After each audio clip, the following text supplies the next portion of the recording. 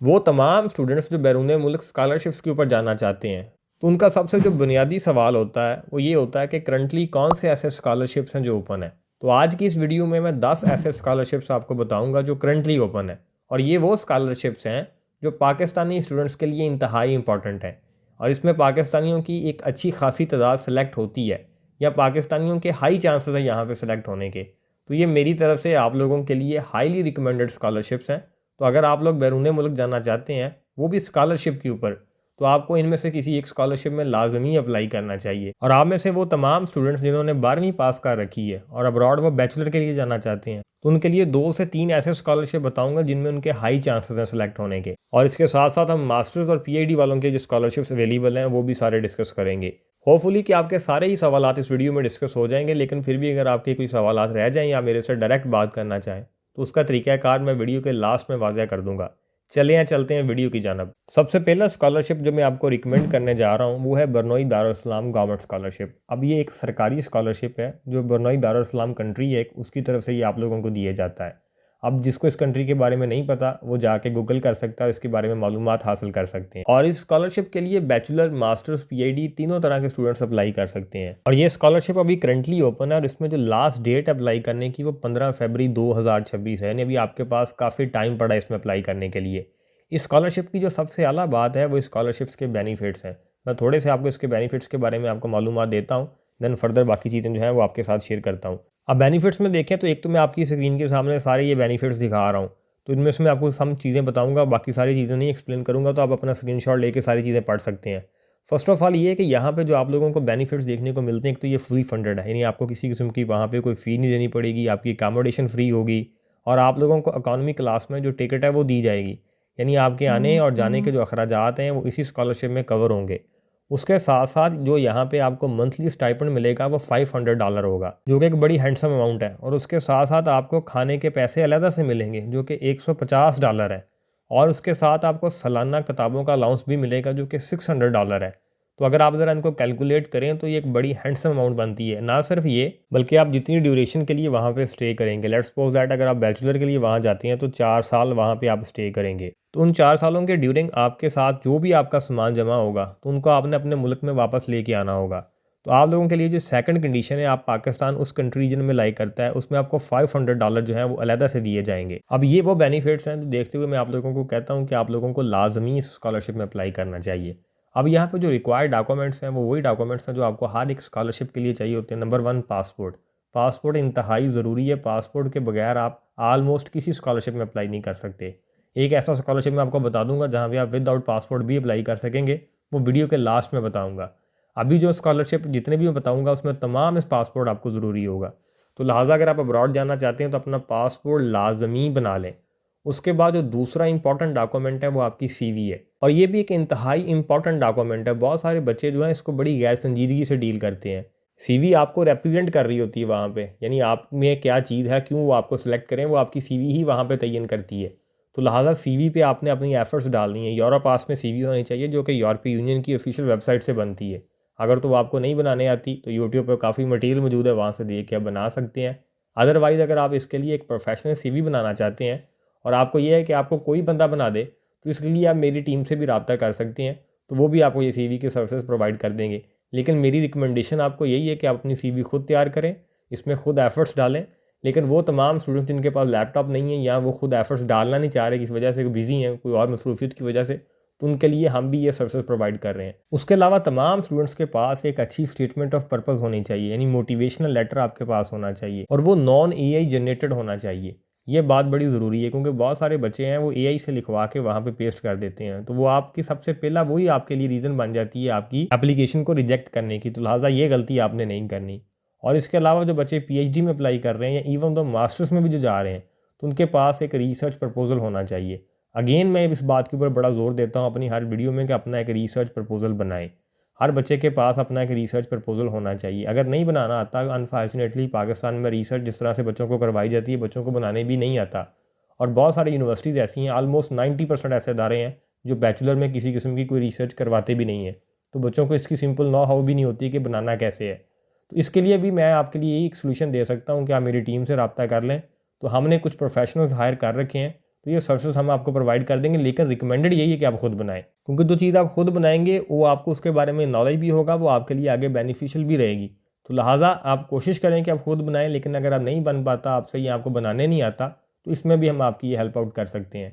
उसके अलावा ये बेसिक डॉक्यूमेंट है जो आपको इसमें चाहिए। 2 रिकमेंडेशन लेटर चाहिए होंगे आपके प्रीवियस इंस्टीट्यूट से। आपके पास यहाँ पे आइट्स भी होना चाहिए। इंग्लिश प्रोफिशिएंसी सर्टिफिकेट एनफ नहीं होगा आपके सिलेक्शन के लिए, क्योंकि आइट्स और टॉफल होना ज़रूरी है, क्योंकि यहाँ पे अपने दोनों पोर्टल्स पे अप्लाई करना होता है। एक इसके अपने पोर्टल के ऊपर, जिधर इनका जो स्कॉलरशिप का पोर्टल है, जो अभी आपकी स्क्रीन के ऊपर इनके विजुअल दिखा रहा हूँ, और दूसरा वो यूनिवर्सिटी के पोर्टल के ऊपर, जो जिस यूनिवर्सिटी में आप अप्लाई करेंगे। यहाँ पे एट अ टाइम आप 2 यूनिवर्सिटीज़ में अप्लाई कर सकते हैं। और इन दोनों आप पोर्टल्स पे देखें तो वहाँ पे क्लियरली ये चीज़ मेंशन है कि वहाँ पे आपके पास इंग्लिश लैंग्वेज टेस्ट होना चाहिए। आपके लिए किसी किस्म की वहाँ पे एग्जाम्पशंस नहीं लिख रखी उन्होंने। उसके बाद हम चलते हैं अपने अगले स्कॉलरशिप की जानब, और ये स्कॉलरशिप में भी बैचलर, मास्टर और PhD तीनों अप्लाई कर सकते हैं। और वो है एक इंडोनेशियन यूनिवर्सिटी की तरफ से ये स्कॉलरशिप दिया जाता है, जिस यूनिवर्सिटी का नाम है यूनिवर्सिटी मुहम्मदिया युगाटा। होपफुली मैं इसकी प्रोनाउंसिएशन सही कर रहा हूँ। UMY के नाम से ये फेमस है। और यहाँ पर जो लास्ट डेट है ना अप्लाई करने की, वो है 31 जनवरी 2026। तो इस स्कॉलरशिप में भी बैचलर वाले, मास्टर्स वाले और PhD वाले अप्लाई कर सकते हैं। बैचलर वालों के लिए मैं इसको बड़ा रिकमेंड करता हूँ, बिलखसूस वो बच्चे जिनके पास अभी जो प्रोफाइल है वो इतनी अच्छी नहीं है, उनके मार्क्स इतने अच्छे नहीं हैं, वो लाजमी स्कॉलरशिप में अप्लाई करें, क्योंकि इस तरह की जो इंटरनेशनल अपॉर्चुनिटीज़ हैं वो आपके लिए और बहुत सारे जो दीगर अच्छे कंट्रीज़ हैं उनके लिए अपॉर्चुनिटीज़ ओपन कर सकता है। और इसी तरह से मास्टर और PhD वालों के लिए कि इंडोनेशिया जैसे कंट्री को आप एज अ गेटवे इस्तेमाल कर सकते हैं, यानी यहाँ से आप फ्री ऑफ कॉस्ट अपनी एजुकेशन हासिल करें। ये फुली फंडेड है, और फुली फंडेड होने के साथ साथ यहाँ पे आपको महाना स्टाइपेंड भी देखने को मिलता है। और बैचलर का एक बड़ा इंपॉर्टेंट प्रोग्राम है जिसके बारे में बहुत सारे स्टूडेंट्स पूछते हैं, नर्सिंग।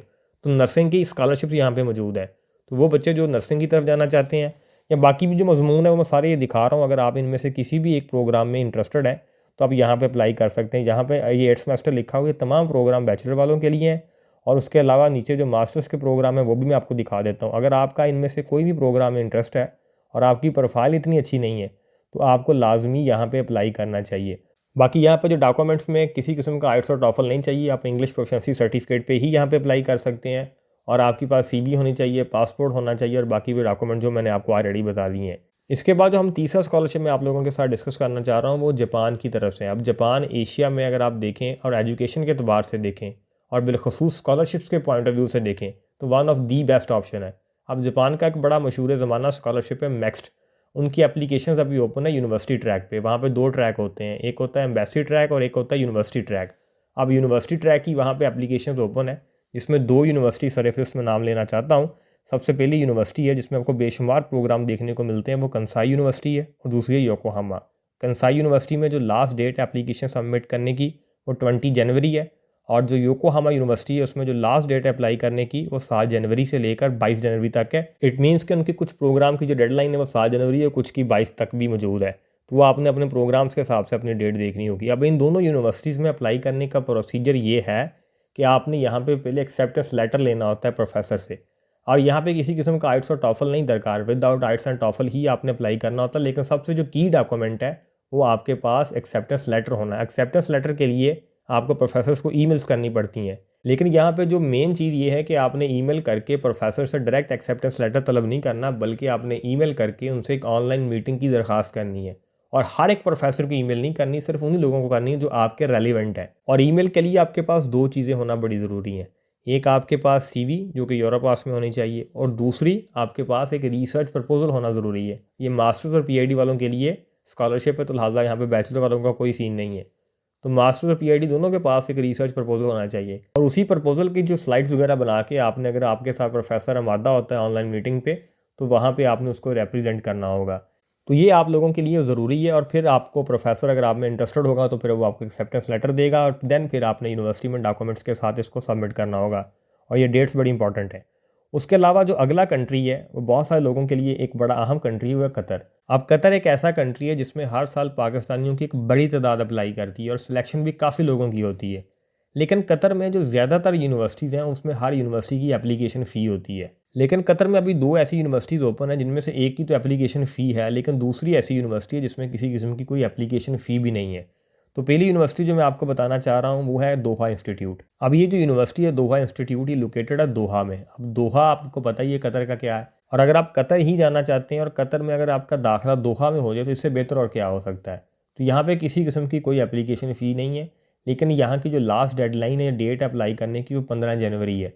और इस स्कॉलरशिप के लिए किसी किस्म का आइट्स और टॉफल भी नहीं दरकार। और ये स्कॉलरशिप फुली फंडेड है, जिसमें आप लोगों को अकोमोडेशन और बाकी स्टाइपेंड वगैरह सारा कुछ देखने को मिलेगा। बाकी आप सारी डिटेल इनकी वेबसाइट पर जाके पढ़ सकते हैं। और इसमें जो डॉक्यूमेंट्स दरकार हैं उनमें आपके पास पासपोर्ट होना चाहिए, आपके पास CV होनी चाहिए, 2 रिकमेंडेशन लेटर्स होने चाहिए आपके पास, और आपके पास आपकी एक पिक्चर होनी चाहिए।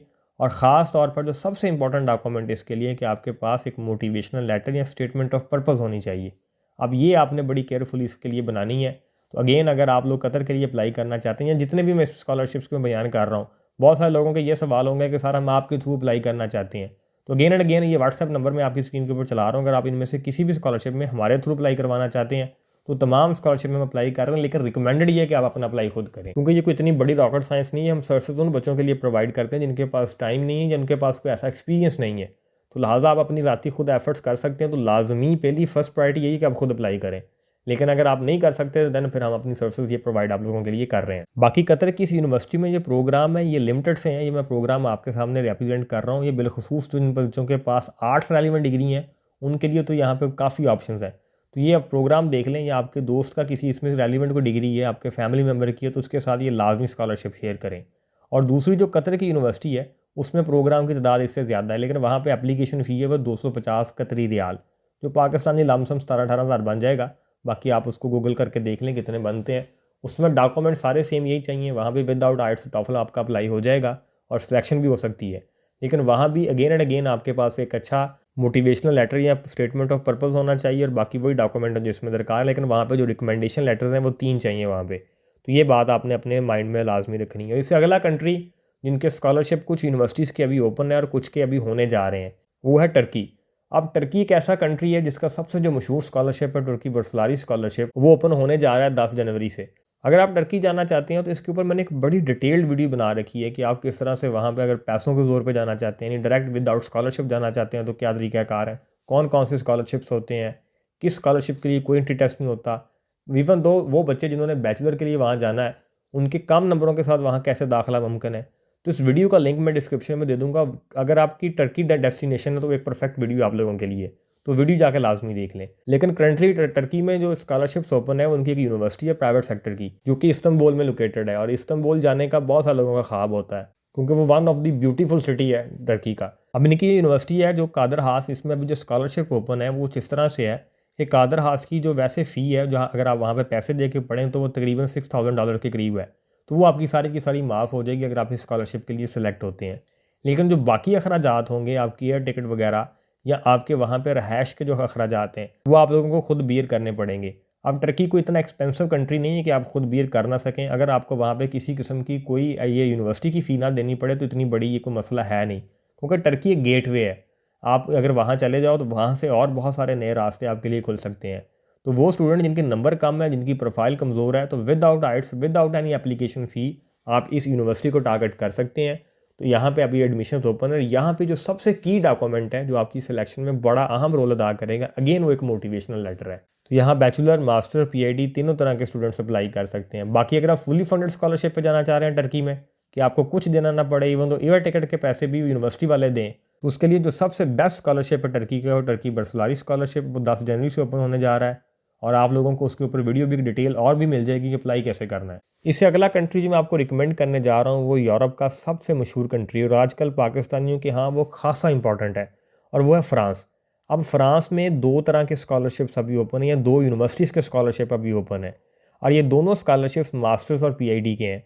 और वो तमाम स्टूडेंट्स जो PhD करना चाह रहे हैं डायरेक्ट BS के बाद, तो PhD ट्रैक की भी एप्लीकेशन यहाँ पे आपको देखने को मिलती हैं। सबसे पहला स्कॉलरशिप मैं आपसे डिस्कस करना चाह रहा हूँ वो फ्रांस का इंस्टीट्यूट है पॉलिटेक्निक पेरिस में। तो वहाँ पे अभी ये स्कॉलरशिप्स ओपन है, इनकी यूनिवर्सिटी की अपने ज़ाती ये स्कॉलरशिप्स हैं, जिनकी जो लास्ट डेट अप्लाई करने की वो 20 जनवरी है। तो 20 जनवरी से पहले पहले आपने अप्लाई करना होगा। यहाँ पे किसी किस्म का कोई आपको आइट्स दरकार नहीं है, कोई एप्लीकेशन फ़ी नहीं है, सिर्फ यूनिवर्सिटी का एक फॉर्म आपने फिल करना है और आपका वहाँ पे अप्लाई हो जाएगा। अब फ्रांस में देखें तो फ्रांस में कुछ इस तरह से आपको डिग्रियों की जो नाम है वो डिफरेंट नज़र आते हैं, यानी कि वहाँ पे मास्टर्स की 2 डिग्री हैं, एक होती हैं M1 और एक होती हैं M2। और इसी तरह से फिर वहाँ पे PhD की पोजीशंस भी अनाउंस हैं, और उसके अलावा फिर PhD ट्रैक की एप्लीकेशंस भी ओपन है। PhD ट्रैक का मतलब होता है कि आप डायरेक्ट BS के बाद PhD करना चाहते हैं, तो ये 5 साल का प्रोग्राम होता है। तो ये सारे तरह के प्रोग्राम आपको इस यूनिवर्सिटी में देखने को मिलते हैं। अब यहाँ पे मैं आपको बताता चलूँ कि अगर आप लोग यहाँ पे पाकिस्तान से बैचलर आपने कर रखा है और आप मास्टर्स के लिए अप्लाई करना चाहते हैं तो आप M1 में अप्लाई करेंगे। और अगर आप लोगों ने ऑलरेडी M Phil कर रखा है देन भी आप M1 में अप्लाई कर सकते हैं, लेकिन फिर आप M2 के लिए भी एलिजिबल है। M2 जो होता है वो 1 साल का होता है, M1 जो होता है वो 2 सालों का होता है, और जो PhD ट्रैक है वो 5 सालों का होता है। जो डायरेक्ट PhD में अप्लाई करना चाहते हैं तो PhD यहाँ पे 3 सालों की होती है। अब मेरी तरफ से रिकमेंडेड आप लोगों को ये है कि अगर आप यहाँ पे देखें तो सबसे ज़्यादा प्रोग्राम आपको M2 में देखने को मिलेंगे, लेकिन M2 की जो सिलेक्शन है वो काफ़ी टफ होती है। यानी इसमें एक तो आपको प्रोग्राम तो ज़्यादा मिल जाते हैं इंग्लिश लैंग्वेज के, लेकिन यहाँ पे जो सिलेक्शन है वो टफ होती है। तो आपके लिए रिकमेंडेड होता है ज़्यादातर M1, लेकिन M1 में यहाँ पे प्रोग्राम इतने ज़्यादा आपको इंग्लिश में देखने को नहीं मिलते। तो सबसे रिकमेंडेड जो प्रोग्राम है ना यहाँ पे आप लोगों के लिए वो PhD ट्रैक एप्लीकेशन है। PhD ट्रैक एप्लीकेशन में आपको बहुत प्रोग्राम यहाँ पे देखने को मिल जाते हैं। वाल खसूस अगर साइंस रेलिवेंट आपकी कोई डिग्री है या कंप्यूटर साइंस रेलिवेंट डिग्री है तो इसमें आपको ठीक ठाक आपको प्रोग्राम मिल जाएंगे। तो आप इस वजह से इसमें अप्लाई कर सकते हैं कि वही डॉक्यूमेंट यहाँ पे डिग्रियाँ चाहिए आपके पास, 2 डिग्रियाँ चाहिए, CV आपके पास होनी चाहिए और स्टेटमेंट ऑफ पर्पस होनी चाहिए आपके पास। अगेन इंतहाई इंपॉर्टेंट है PhD के लिए, अगेन आपके पास एक रिसर्च प्रपोजल होना चाहिए। और जो दूसरा स्कॉलरशिप है वो भी फ्रांस की एक बड़ी मशहूर यूनिवर्सिटी है, पैरासाइड यूनिवर्सिटी, उनकी तरफ से स्मार्ट अप स्कॉलरशिप अभी ओपन है। अब इनकी जो लास्ट डेडलाइन है वो 16 जनवरी। अगेन यहाँ पे भी प्रोग्राम जो है वो उसी तरह से M1 M2 और PhD भी आपको देखने को मिलती हैं, लेकिन यहाँ पे आप लोगों को 2 पोर्टल्स पे अप्लाई करना पड़ता है। यानी एक तो आपको इस स्मार्ट अप स्कॉलरशिप का जो अपना पोर्टल है उस पर भी अप्लाई करना पड़ेगा, यानी पैरासाइट के अपने पोर्टल पे, और दूसरा आपको कैंपस फ्रांस की जो ऑफिशियल इनका पोर्टल है उस पर भी अप्लाई करना पड़ेगा। अब कैंपस फ्रांस के बारे में आप लोगों को बताता चलूँ कि ये इस तरह का एक यूनिफाइड पोर्टल है, जैसे CSE स्कॉलरशिप के लिए सऊदी अरेबिया के जो स्कॉलरशिप आते हैं उनका भी एक यूनिफाइड पोर्टल होता है। तो फ्रांस में अगर आप स्टडी करना चाहते हैं तो कैंपस फ्रांस में आपका अकाउंट होना बहुत ज़रूरी है। तो इन दोनों में आपको अप्लाई करना पड़ेगा। बाकी ये इसकी बेसिक सी डिटेल है, बाकी अगर आप तफसील से बोलोगे तो फिर मैं इन दोनों पे आपको लेटर से वीडियो बना के सारी चीज़ें भी बता दूंगा, अप्लाई कैसे करना है, ईच एंड एवरीथिंग आपकी क्लियर कर दूंगा। बाकी इसके अलावा जो अगला स्कॉलरशिप मैं आपको रिकमेंड करना चाह रहा हूँ वो है चाइना। अब चाइना एक ऐसा कंट्री है जिसमें पाकिस्तानियों की सबसे ज़्यादा तादाद जाती है हर साल। अब चाइना के अभी जो टाइम चल रहा है इसमें यह है कि यूनिवर्सिटीज़ के एडमिशन ओपन है, आपने जस्ट अप्लाई करना है। जिन बच्चों के पास एक्सेप्टेंस लेटर है वो विद एक्सेप्टेंस लेटर करें, और जिनके पास एक्सेप्टेंस लेटर नहीं है वो विदाउट एक्सेप्टेंस लेटर भी वहाँ अप्लाई कर सकते हैं। और हर साल लोगों की वहाँ पे सिलेक्शन होती है विदाउट एक्सेप्टेंस लेटर। ये बात ठीक है कि विद एक्सेप्टेंस लेटर आपके चांसेस ज़्यादा होते हैं as compare to without acceptance letter, लेकिन ऐसा नहीं है कि बिल्कुल नहीं होते। तो चाइना आपकी लाजमी डेस्टिनेशन में होना चाहिए, लाजमी आपकी विश लिस्ट में होना चाहिए, चूँकि चाइना अपकमिंग सुपर पावर है और वहाँ पे जितनी ज़्यादा यूनिवर्सिटीज़ है स्कॉलरशिप्स की बहुत बड़ी तादाद हर साल अनाउंस होती है, तो वो भी आपके लिए अपॉर्चुनिटीज़ नहीं ला सकते ज़िंदगी में। तो चाइना आप लाजमी अप्लाई करें। अभी करंटली कुछ यूनिवर्सिटीज़ के नाम मैं आपको यहाँ पे लिख देता हूँ जिसमें आप विदाउट एक्सेप्टेंस लेटर लाजमी अप्लाई करें, और बिलखसूस आप ऐसी यूनिवर्सिटीज़ को टारगेट करें जो कि उनकी रिमोट एरियाज़ में लोकेटेड है, तो वो ज़्यादा आपके लिए बेनिफिशियल होगा। बाकी जिनकी वहाँ पे एप्लीकेशन फ़ी, अगर आप एप्लीकेशन फ़ी दे सकते हैं तो विद एप्लीकेशन फ़ी वाली यूनिवर्सिटीज़ में भी अप्लाई कर सकते हैं, लेकिन चाइना लाजमी अप्लाई करें। उसके अलावा जो लास्ट में आपको मैं कंट्री बताना चाह रहा हूँ वो है इटली। इटली पे मेरी एक डिटेल्ड वीडियो आने वाली है जिसमें हम जो पाकिस्तान में जो कंसल्टेंट हैं, जो एजेंट हैं, वो किस तरह से बच्चों को बेवकूफ़ बनाते हैं और इटली को लेकर हकीकत क्या है वो मैं बयान सारी करूँगा अपनी उस वीडियो में। लेकिन फ़िलहाल मैं आपको ये बताना चाहता हूँ कि इटली में बेशुमार अपॉर्चुनिटीज़ हैं और इटली के जो क्राइटेरियाज़ हैं वो बड़े सॉफ्ट हैं। इटली का सारा प्रॉब्लम आता है वीज़ा को लेकर, हम अपनी उस वीडियो में बयान करेंगे, लेकिन करंटली मैं ये बताना चाहता हूँ कि फ़िलहाल आप इटली में अप्लाई करें। और इटली में जो यूनिवर्सिटीज़ के एडमिशन इनके अभी ओपन है मैं उनकी यहाँ पे लिख देता हूँ। यहाँ पे किसी किस्म का IELTS और टॉफल नहीं चाहिए होता, यहाँ पे बेशुमार आपको प्रोग्राम मिलते हैं इटली में। और इटली की जो यूनिवर्सिटीज़ की एक्सेप्टेंस रेशो है वो बहुत ज़्यादा अच्छी है, यानी कि तकरीबन 60 से 70% तक इनकी रेशो है, और कुछ की इनसे भी ज़्यादा है। तो लिहाजा इटली एक अच्छी डेस्टिनेशन है, लेकिन सिर्फ और सिर्फ यहाँ पे जो प्रॉब्लम्स हैं, जो नेगेटिव पॉइंट्स हैं, वो सारे उस वीडियो में डिटेल में डिस्कस कर दूंगा। लेकिन करंटली मैं आपको ये ज़रूर बताना चाहता हूँ कि इटली की काफ़ी यूनिवर्सिटीज़ के अभी एडमिशन ओपन है, ख़ास तौर पर मास्टर्स के लिए, और PhD के लिए भी वेरी सून ओपन हो जाएंगे। होपफुली कि वीडियो आपको अच्छी लगी होगी। वीडियो को लाइक करें, चैनल लाजमी सब्सक्राइब कीजिएगा, और अगर आप मेरे से डायरेक्ट बात करना चाहते हैं तो आप इंस्टाग्राम पे आकर अपनी कॉल बुक करवा सकते हैं। इंस्टाग्राम का अकाउंट उसको फॉलो लाजमी कर लें, क्योंकि इसमें मैं रिसेंट जो स्कॉलरशिप्स की डिटेल होती है वो लाजमी शेयर करता हूँ। Thank you.